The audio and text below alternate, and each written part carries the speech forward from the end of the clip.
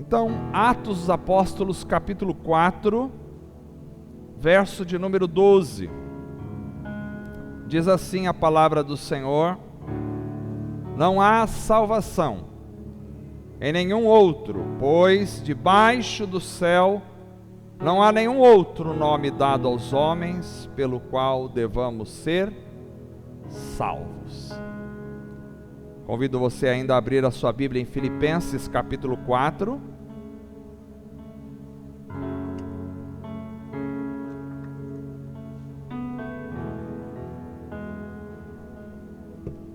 Filipenses capítulo 4, a partir do verso de número 1.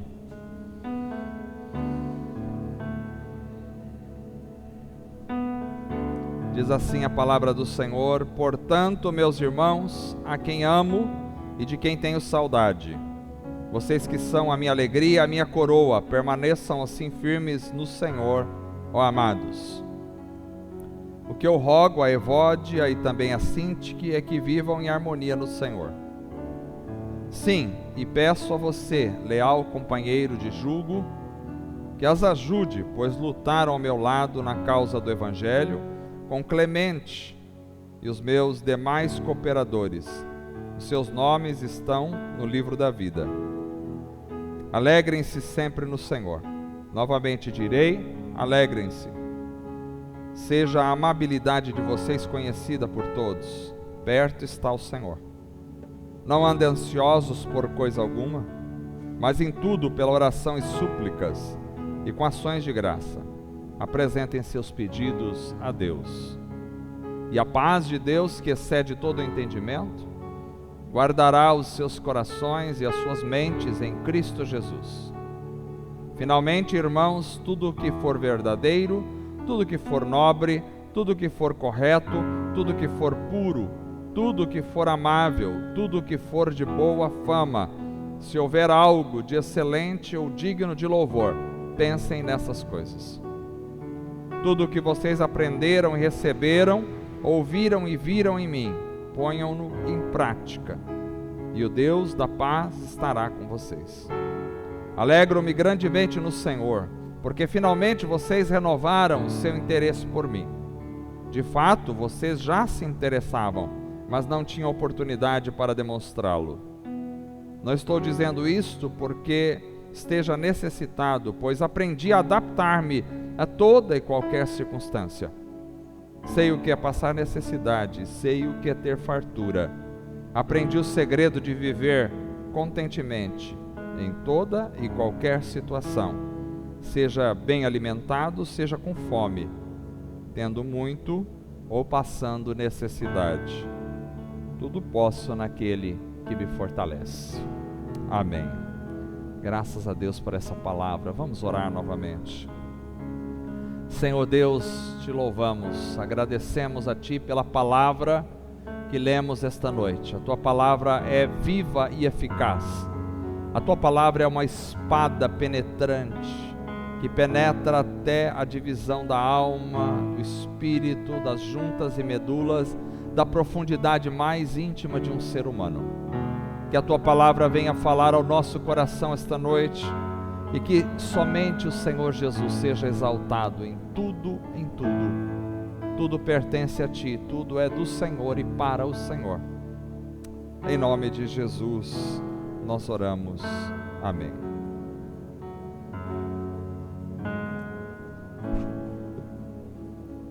Muito bem, irmãos. Essa noite eu quero falar sobre a grandeza da salvação. A grandeza da salvação. Nós geralmente falamos muito sobre salvação, mas eu não sei se a gente sempre para pensar abrangentemente ou profundamente o que é a salvação. O que é salvação?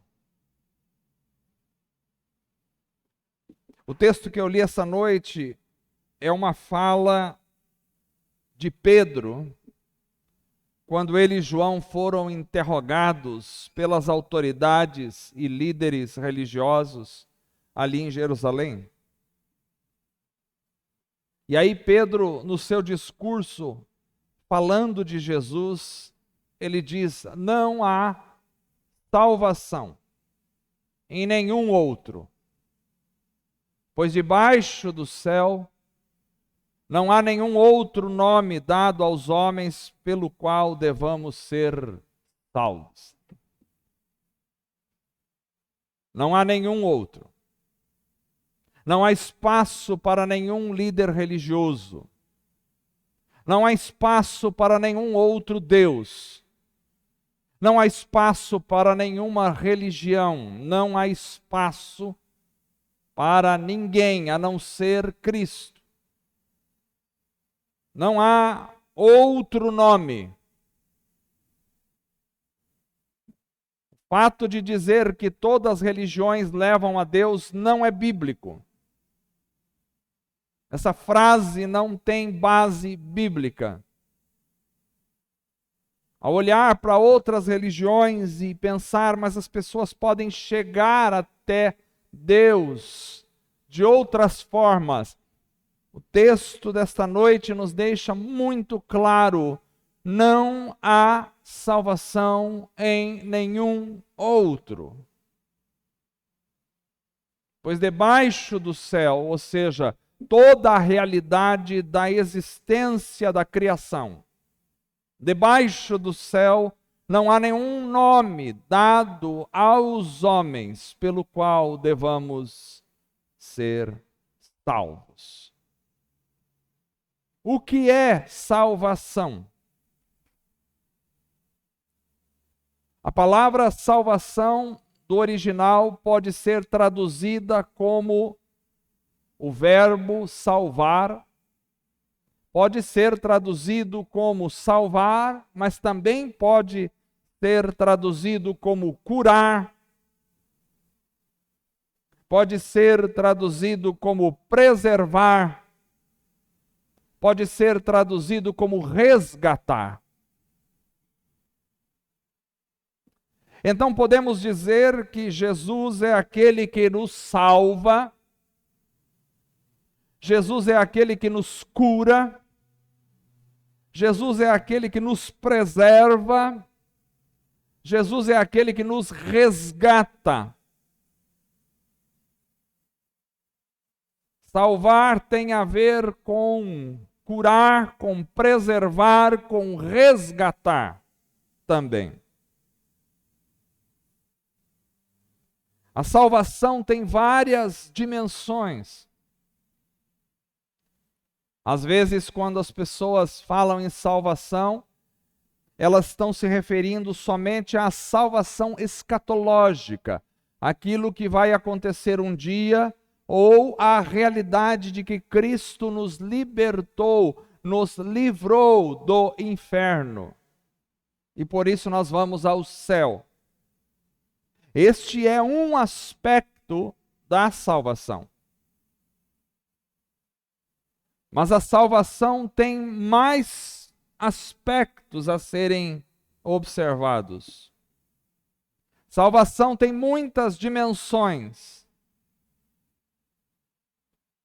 E eu creio que um objetivo maravilhoso para a nossa vida seria vivermos a cada dia com alegria a vida da salvação. O que é salvação? Na salvação, nós temos a realidade de que Cristo nos salvou do nosso passado. Ou seja, o meu passado foi de prisão ao pecado. Éramos escravos do pecado. Cometíamos o mal, vivíamos desperdiçando a nossa vida no passado. Mas um dia houve um resgate. Salvação é resgate. Um dia houve uma libertação, houve uma salvação, Ele nos resgatou, Ele nos libertou, Ele nos salvou do nosso passado. Isso implica dizer que nós não podemos mais viver presos ao nosso passado. O passado tem que morrer para nós e nós para ele. Nós estávamos mortos em nossos pecados, mas Ele nos salvou. Nos salvou dos pecados e nos salvou da morte. E se Ele nos salvou da morte, nós passamos de um estado de morto para um estado de vivo. Se Ele nos salvou da morte, porque nós estávamos mortos em nossos pecados. Efésios capítulo 2, verso 1 até o verso 3 diz: vocês estavam mortos em suas transgressões e pecados, nos quais costumavam viver quando seguiam a presente ordem deste mundo e o príncipe do poder do ar, o espírito que agora está atuando nos que vivem na desobediência. Anteriormente, todos nós vivíamos entre eles, satisfazendo as vontades da nossa carne, seguindo seus desejos e pensamentos. Como os outros, éramos por natureza merecedores da ira. Vivíamos mortos, estávamos mortos em nossos pecados e transgressões. Mas Ele nos salvou, ou seja, Ele nos libertou, Ele nos resgatou da prisão em que estávamos em nossos pecados, e Ele nos resgatou da morte, ou seja, Ele nos ressuscitou a partir do processo de salvação executado na nossa vida. Então nós fomos salvos. Quando eu digo eu sou salvo, eu não estou dizendo apenas eu vou para o céu. Isto é maravilhoso, é uma realidade que todos nós esperamos. Bendito o dia em que Cristo vier buscar a sua igreja e que esse dia seja logo. Nós queremos ir ao céu. Mas quando eu digo eu sou salvo, eu não estou simplesmente dizendo que eu não vou para o inferno quando eu morrer. Eu estou dizendo que eu sou liberto do meu passado. Eu sou liberto das correntes do pecado que me prendiam. Eu estou dizendo, quando eu digo eu sou salvo, eu estou dizendo eu sou vivo. Eu já não estou mais morto. Eu estou vivo agora para viver para Deus. Quando eu digo eu sou salvo, eu estou dizendo eu não pratico, eu não vivo mais naquela realidade em que eu vivia quando estava morto em meus pecados. Fomos salvos da nossa antiga maneira de viver. Isto é salvação.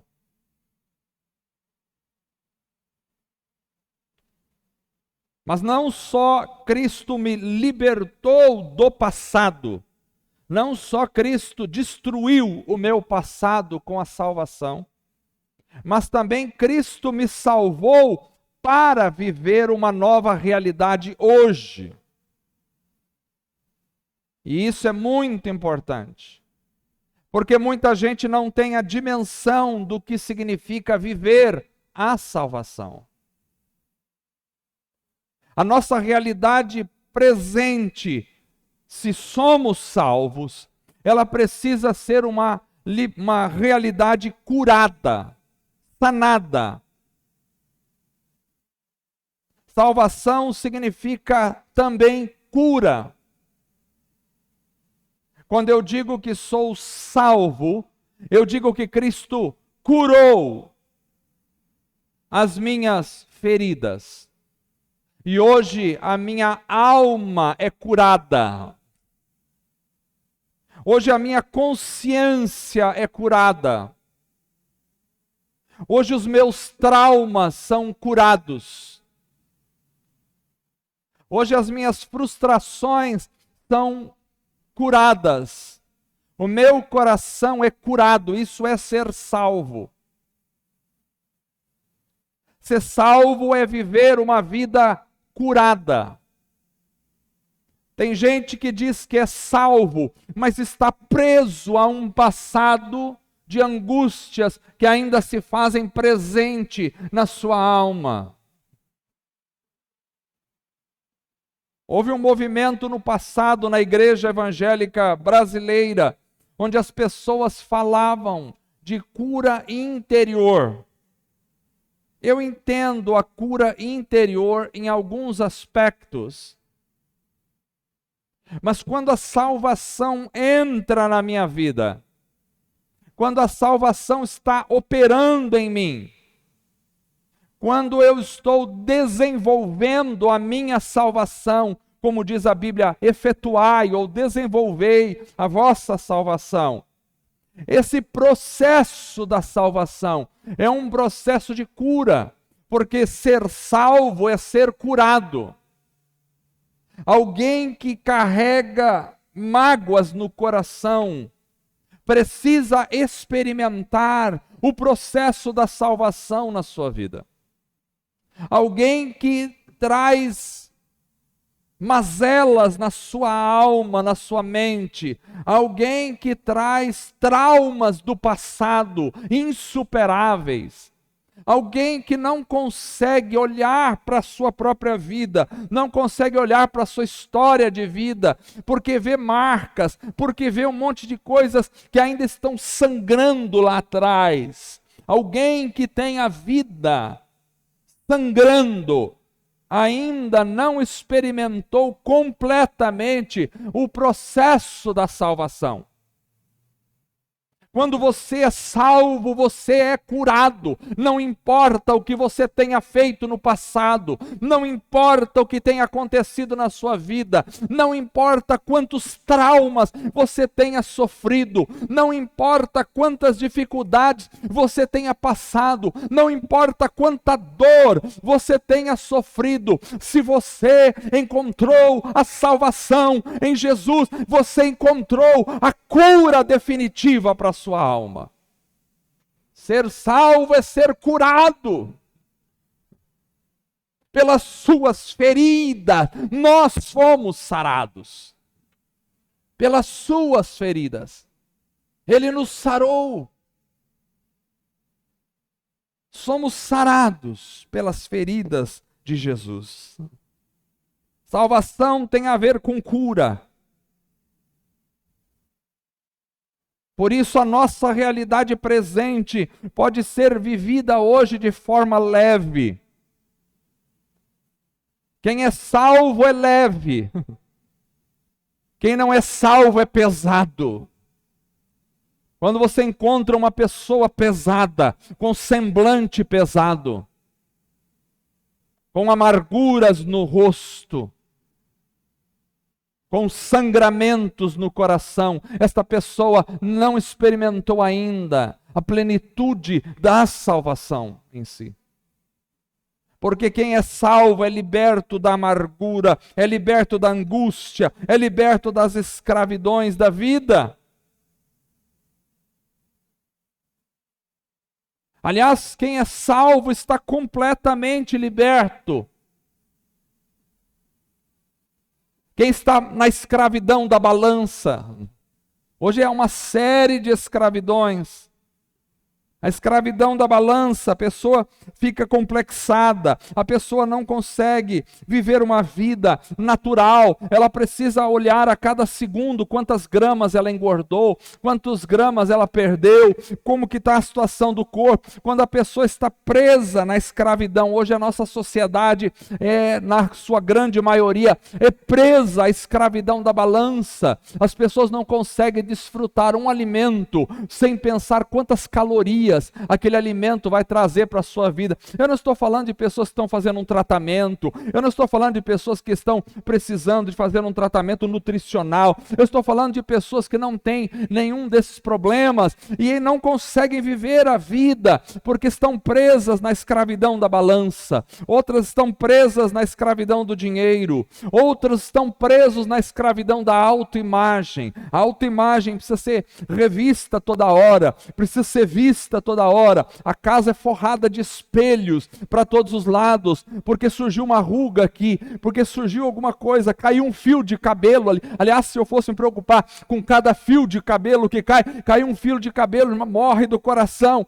Meu Deus, as pessoas estão muito preocupadas com a autoimagem. Eu vou falar uma coisa para vocês: você pode usar todos os cremes do mundo, você pode passar todos os cosméticos que vocês quiserem, pode colocar o rosto, porque cosmético vem de cosmos, que é ordem, organizar o rosto. Você pode organizar o corpo o quanto você quiser, mas tem uma coisa: se você espera ter uma vida longeva, se você espera viver aqui 80, 90 anos, é impossível você chegar com 90 anos com o rostinho de uma menina de 15 anos de idade, porque a vida vai produzir marcas, porque a pele vai enrugar, porque o corpo vai começar a degenerar. É assim a nossa vida, mas as pessoas estão presas a essas escravidões da autoimagem. Eu não me preocupo se um cabelo cai, eu não me preocupo se a ruga chega, eu quero é estar fielmente servindo ao meu Senhor, porque é só assim que há alegria e paz de espírito. Aleluia. Essa mensagem era para falar aleluia, glória a Deus.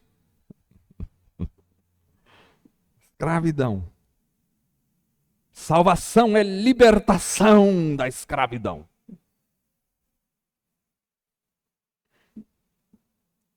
Por isso a nossa salvação hoje, a salvação, ela é uma realidade que se faz presente hoje. Nós fomos salvos e seremos salvos.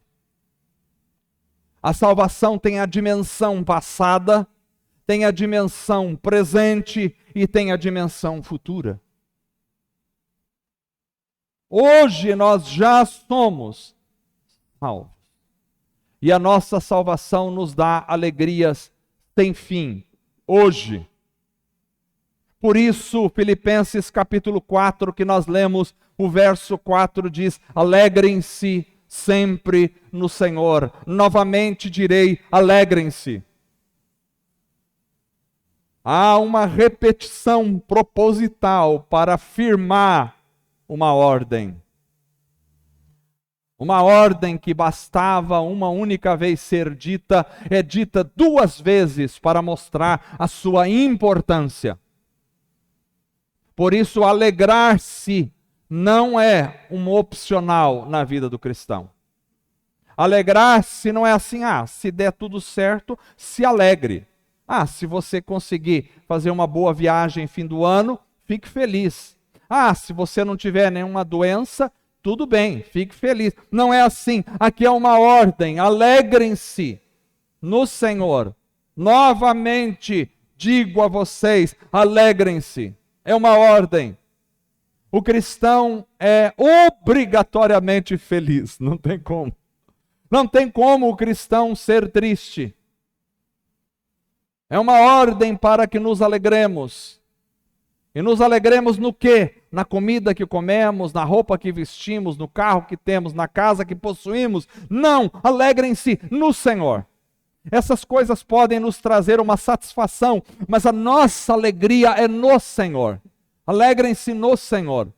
Significa olhar para Deus e se alegrar.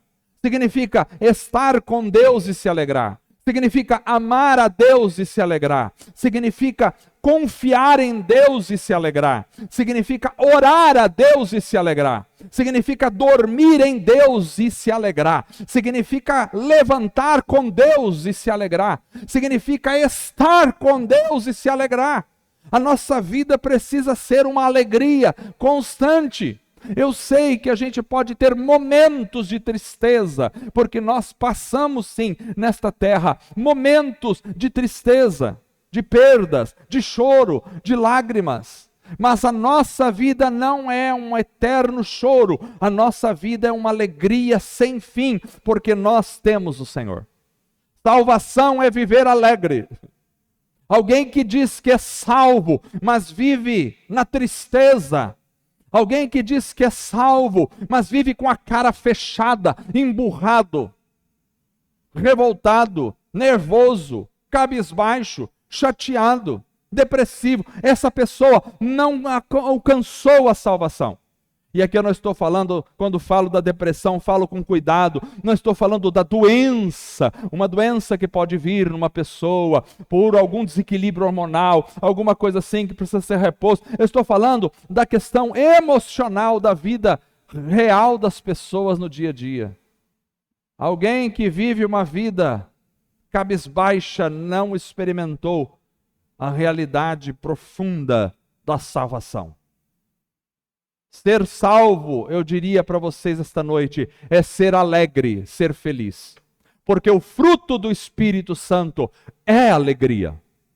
Paulo diz em Gálatas 5:22 que o fruto do Espírito é amor, é alegria, é paz, é longanimidade, é benignidade, é bondade, é fidelidade, é mansidão, é domínio próprio, é o fruto do Espírito. Ou seja, o Espírito de Deus vivendo em nós vai produzir esse fruto. Então a nossa salvação nos dá alegrias sem fim hoje. O que é ser salvo? A nossa salvação nos dá a oportunidade de viver e expressar o amor. Isso é ser salvo. Ser salvo é expressar o amor de Deus. Filipenses capítulo 4, o verso 5 diz: seja a amabilidade de vocês conhecida por todos. A amabilidade é a expressão do amor. É a ação do amor. Ser salvo é expressar o amor. Quem expressa o ódio não é salvo. Quem expressa raiva não é salvo. Mas quem expressa o amor por onde passa, essa pessoa é salva. A expressão do amor precisa estar em nós. Quando olhamos uma pessoa salva, ela expressa amor com as suas palavras. Ela expressa amor com as suas atitudes. Ela expressa amor com seus olhares. Alguém salvo é alguém transbordante do amor de Cristo como uma fonte. É por isso que Jesus disse: se você beber da água que eu te der, esta água vai fazer uma fonte em você. Todo encontro com Jesus transforma a sua realidade.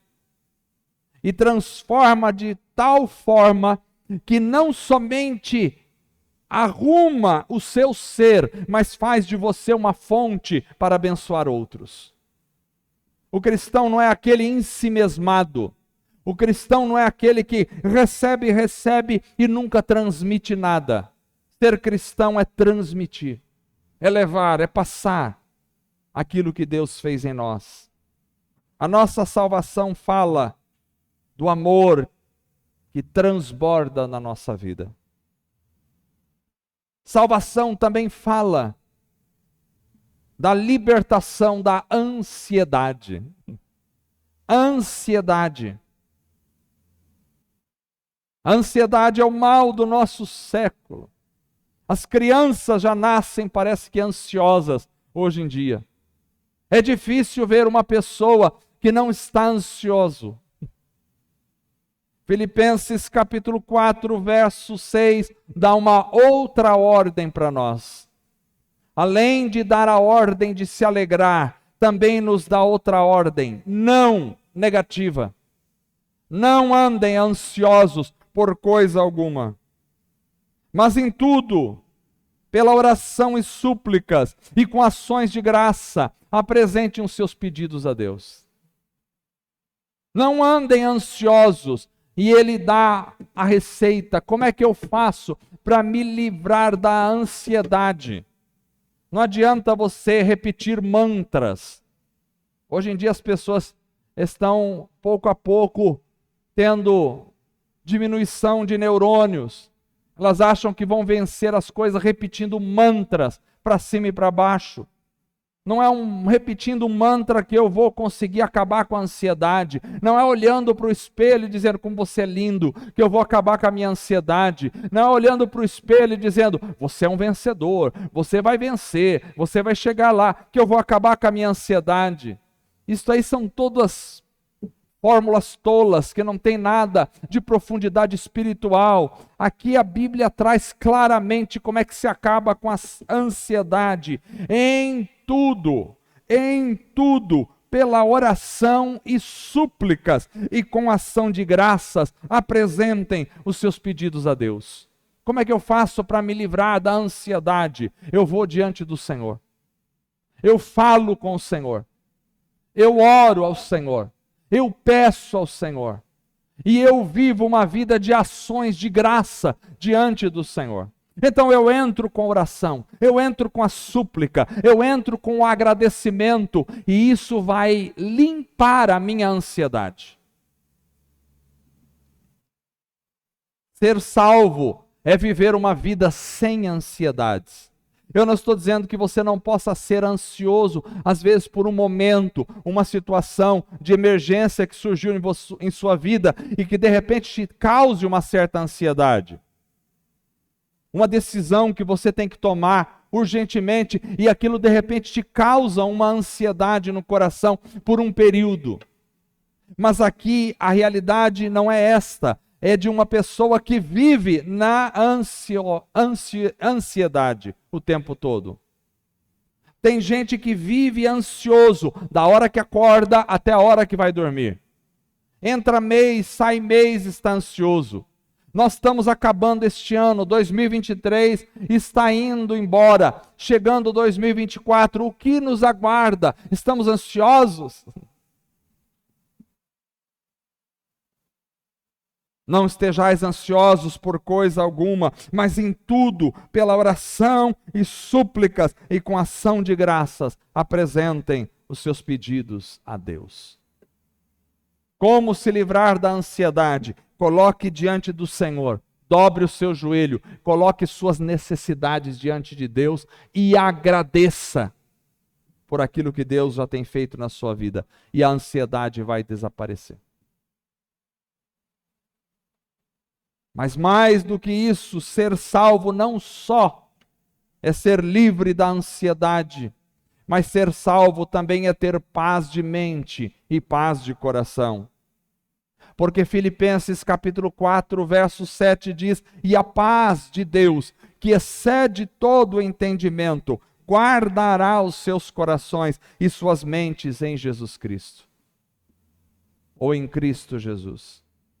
A paz de Deus que excede todo o entendimento. Como é essa paz? É uma paz que você não consegue nem entender, que vai acima da sua capacidade de compreensão. Sabe, naquele momento em que tudo está uma turbulência, o mundo inteiro está caindo ao seu lado, as coisas estão dando tudo errado, mas há uma paz profunda no teu coração, que você não sabe de onde veio, mas você sabe de onde veio. É a paz que excede todo o entendimento. Quando você vai no médico e diz assim, 3 meses de vida, quando a maioria se desesperaria, vem uma paz no teu coração que excede toda a compreensão. Como é que pode alguém nessa condição estar em paz? Como é que pode alguém vivendo isso estar vivendo em paz? A paz excede qualquer compreensão. É a paz de Deus. É diferente da paz do mundo, porque Jesus disse, deixo-vos a paz, a minha paz vos dou, não vou lá dou, como o mundo a dá. O mundo dá uma certa paz. Que paz? Uma paz circunstancial. A paz circunstancial é a paz que depende de alguma coisa. Então, está com saúde, está com paz. Tem dinheiro para gastar no final do ano, tem paz. Perdeu o dinheiro, perde a paz. Perdeu a saúde, perde a paz. Está tudo indo bem, tem paz. Começou tudo mal, perdeu a paz. Essa paz é a paz que o mundo dá, é a paz circunstancial, mas a paz de Deus não é desse tipo. A paz de Jesus é uma paz enraizada no trono de Deus, enraizada na vitória da cruz, enraizada na alegria do Espírito em nosso coração, enraizada na transcendência divina, enraizada nas coisas eternas. Então esta paz, ela não pode ser arrancada por nada. Nenhuma arma, nenhuma bala, nenhuma guerra, nenhuma doença, nenhuma dificuldade, nenhum problema, nenhuma luta, nenhuma tribulação pode arrancar a paz de Deus do nosso coração. Ser salvo é ter paz na mente e no coração. Uma paz que vem de Jesus. O que é ser salvo? A salvação também nos dá a capacidade de nós ocuparmos as nossas mentes com coisas maravilhosas. Filipenses capítulo 4, verso 8 diz: finalmente, irmãos, tudo que é verdadeiro, tudo que é nobre, tudo que for correto, tudo que for puro, tudo que for amável, tudo que for de boa fama, se houver algo de excelente ou digno de louvor, pensem nessas coisas. É uma outra ordem. E esta ordem é uma ordem para que você coloque na sua mente tudo aquilo que é bom, tudo aquilo que é nobre, tudo aquilo que é de boa fama, tudo aquilo que é bênção. O problema é que às vezes a gente ocupa a nossa mente com tudo aquilo que é de aflição, com tudo aquilo que é amargo, com tudo aquilo que é angustiante. Você vai assistir um noticiário na TV, e quantos de vocês assistem noticiários da TV? Vai assistir um noticiário na internet, e é só tragédias em cima de tragédia. É só problemas em cima de problemas. Esses dias meus filhos estavam me dizendo: pai, estava passando aí na televisão o noticiário, mas é só notícia ruim, não teve uma notícia boa. Porque a televisão só passa notícia ruim. Tragédia não sei aonde, enchente não sei que lugar, morreu não sei quando, não sei que lá, acabou com não sei o que lá, destruiu aquele outro lá, matou aquele outro lá. Aí eu encho o dia inteiro a minha cabeça com essas coisas, o meu coração, onde está a paz de Deus aí? O texto diz: pensem naquilo que é bom. Infelizmente, vou dizer uma coisa para vocês. Antigamente os irmãos falavam que era pecado ter televisão em casa. E eu sou dessa época. Era pecado ter televisão em casa.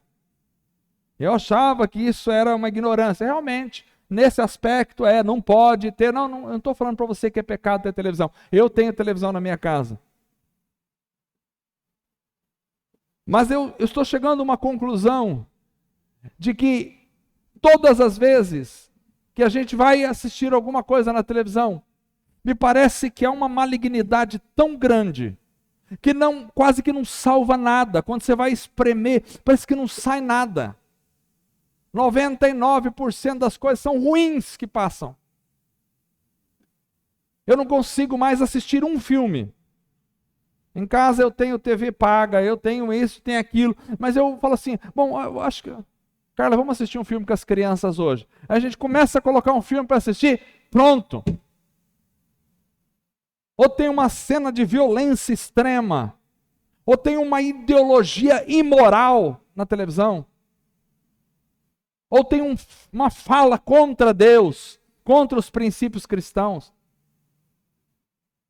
Eu não estou dizendo que você não possa assistir um filme, não estou dizendo que você não possa ver TV, não é isso que eu estou dizendo, mas estou dizendo: cuidado, há uma massa enorme de podridão que está na mídia. Não só na TV, na internet, em outros lugares, há uma massa enorme de podridão.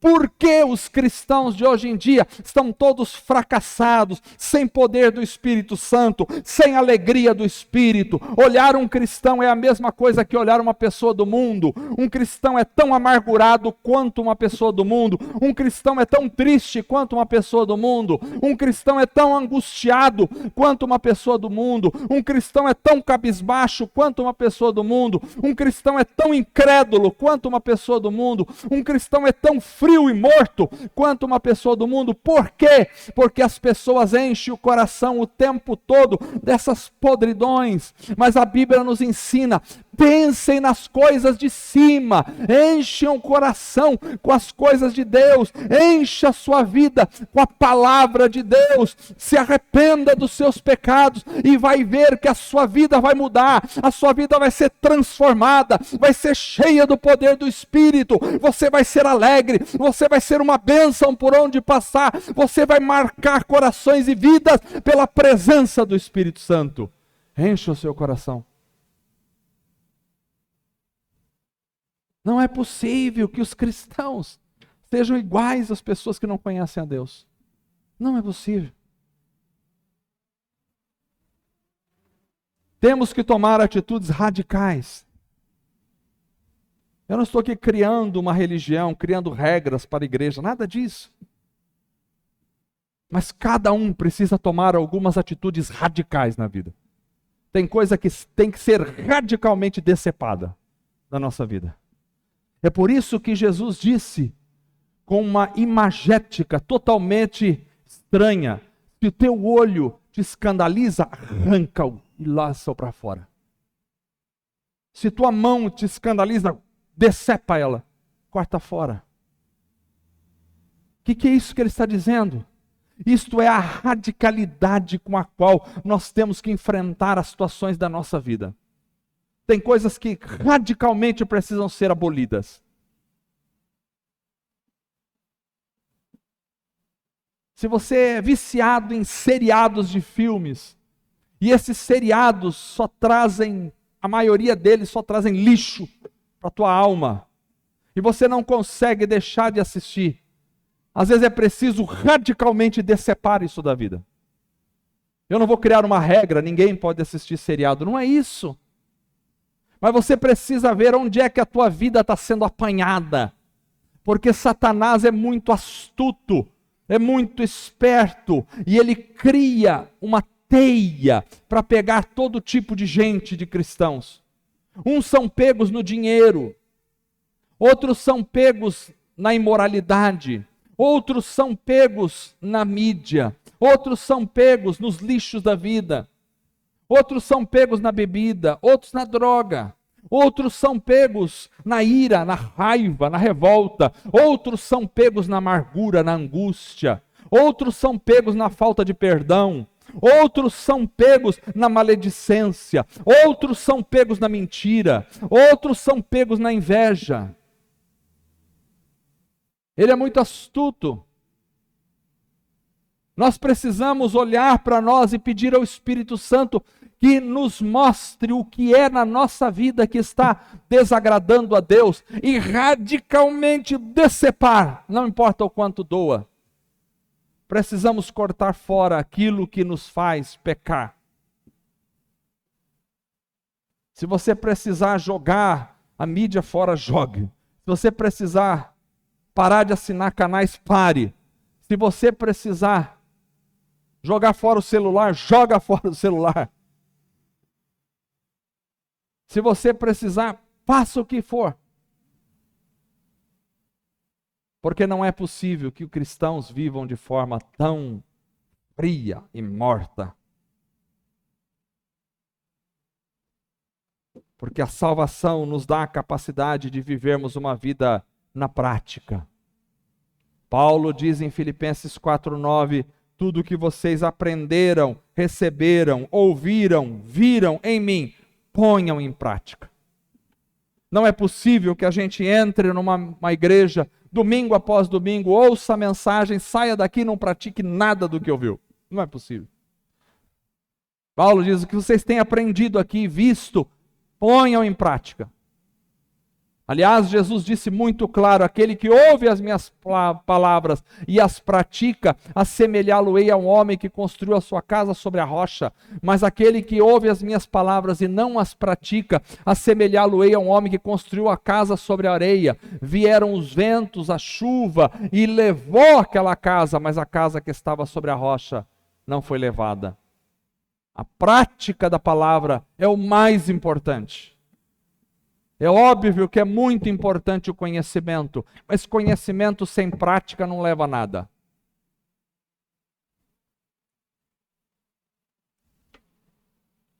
Porque na salvação Cristo me salvou para viver hoje. Preste atenção, Jesus não salvou você enquanto você está aqui na terra. Jesus não salvou você para viver amanhã. Olha, lá no céu, quando eu chegar, então sim. Lá no céu eu vou ser aquela pessoa maravilhosa e tal. Lá no céu não vou falar mal. Lá no céu não vou xingar. Lá no céu não vou fazer isso de errado. Lá no céu. Mas aqui não. Aqui eu vou viver na minha fraqueza, na minha fragilidade. Eu já disse aos irmãos: ninguém morre uma bruxa e acorda uma princesa do outro lado. Ninguém morre um monstro e acorda do outro lado um príncipe. Não. O outro lado é a continuação desse lado. Por isso a salvação não é algo que ficou no passado, a salvação é algo que se apresenta no presente, hoje. Ser salvo é viver isto hoje. Mas ninguém consegue viver, consegue sim. É que o cristianismo está tão fraco, os cristãos estão tão fracos no mundo moderno, tão fracos, que é difícil separar o que é do que não é. Mas nós podemos viver 2024, não pode ser igual 2023. Tem que ser muito melhor na nossa vida espiritual. Ah, mas tem coisa vindo aí, tem coisa ruim, tem coisa perversa, e vai piorar, como o irmão que antecedeu. Vai piorar, muito. Mas isso não significa que você precisa piorar. Vai haver um esfriamento do amor de muitas pessoas, mas isso não significa que o teu amor precisa esfriar. Porque derramarei água sobre o sedento e rios sobre a terra seca. Por isso, na salvação também, Cristo nos salvou para uma eternidade. Aleluia. Paulo vai dizer no verso 3 que o nome dos irmãos estão escritos não no livro do rol da igreja. O livro de rol da igreja não serve para nada. Vai ser escrito, está escrito no livro da vida, do céu.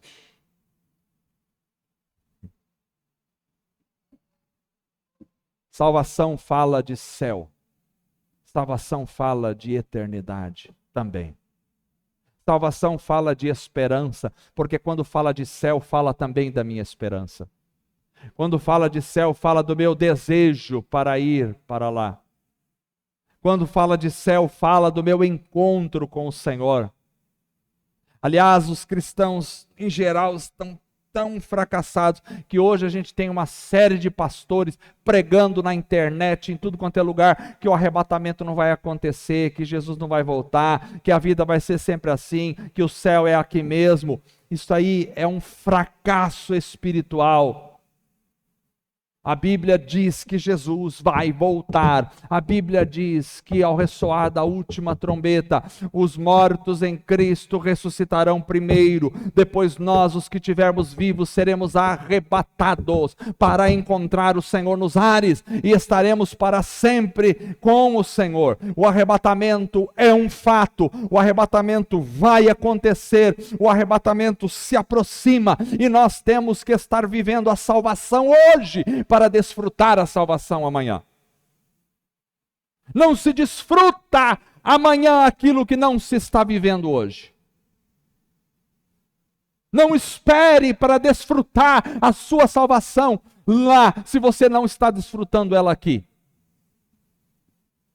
Porque para entrar lá é preciso ter a botija transbordando de azeite aqui.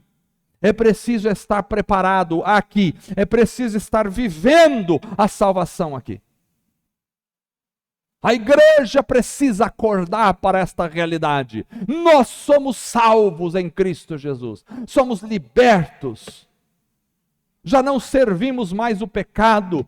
Somos vivos. Temos alegria. Temos paz de espírito. Não vivemos na ansiedade. Não vivemos na murmuração, não vivemos na depressão, não vivemos na angústia, não vivemos na falta de esperança, não vivemos na revolta, não vivemos na ira. Pelo contrário, nós vivemos no amor, na alegria, na paz, nós vivemos na consciência limpa, nós vivemos na liberdade do Espírito, nós vivemos na esperança da volta de Jesus, nós vivemos na paz que excede todo entendimento e que perfura nossa alma, nosso coração e nossa mente. Nós vivemos na certeza da salvação, nós vivemos na alegria do dia a dia, nós vivemos na unção do Espírito Santo, nós vivemos na esperança de que Cristo vai voltar a qualquer momento para nos buscar.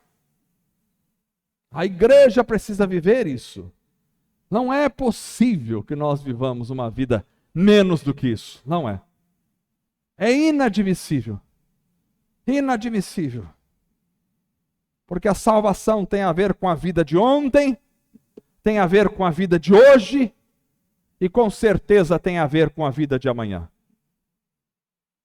Eu fui salvo, sou salvo e serei por toda a eternidade. E ninguém pode tirar isso de mim. Nenhum governo, nenhuma ideologia, nenhuma filosofia, ninguém. Nenhum livro, nenhum pensador, nenhum filósofo, nenhum sociólogo, nenhum matemático, ninguém pode tirar esta salvação da minha vida. O que nos separará do amor de Cristo? O inferno, os demônios, a tribulação. Os demônios foram pisados na cruz do Calvário e expostos à vergonha pública, porque Jesus venceu sobre Satanás. Aleluia! As tribulações foram destruídas, porque em Cristo nós temos bom ânimo, aleluia. Não há nada que possa nos tirar de Cristo Jesus. Que Deus abençoe os irmãos. Nós somos salvos em Jesus Cristo. Nós somos salvos. Aleluia. Vamos celebrar a nossa salvação esta noite, comendo do pão e bebendo do cálice do Senhor. Fiquemos em pé. Vamos orar. Senhor Jesus, aqui estamos. Te adoramos, te louvamos, te bendizemos pela nossa salvação. Nós fomos salvos, somos salvos e seremos salvos, porque o Senhor nos libertou do nosso passado de pecado e angústias e nos deu vida eterna, aleluia. Graças te damos, que cada um de nós expresse essa salvação todos os dias de suas vidas. Não há desejo mais profundo do que viver com o Senhor.